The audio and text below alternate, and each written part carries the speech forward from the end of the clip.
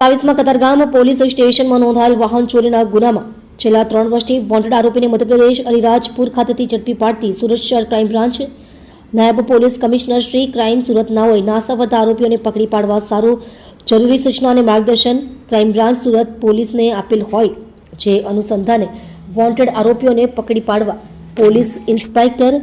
Shri DCB નાઓની રાહબરી હેઠળ નાસ્તાવતા સ્કોરના police sub inspector Shri તથા તેઓની ટીમના માણસો સાથે વર્કઆઉટમાં હતા. દરમિયાન નાસ્તાવતા સ્કૂલના પોલીસ માણસોને મળેલ આધારભૂત બાતમી હકીકતના આધારે મધ્યપ્રદેશ રાજ્યના અલીરાજપુર જિલ્લામાં આવેલ અંધારકાર ગામમાંથી આરોપી કુંવરસિંહ રંગલાભાઈ મંડલોઈ ઉંમર વર્ષ 41, ધંધો મજૂરી કામ,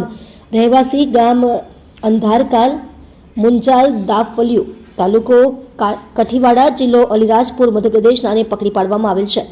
મજકૂર આરોપી કતારગામ પોલીસ સ્ટેશન ફરિયાદ નંબર 0049/2022 ઇપિકો કલમ 379, 114, 413 મુજબના ગુનામાં વોન્ટેડ હોય તેની વિરુદ્ધ કાયદેસરની કાર્યવાહી કરી આરોપીનો કબજો કતારગામ પોલીસ સ્ટેશનમાં સોંપવા તજવીજ કરવામાં આવેલ છે.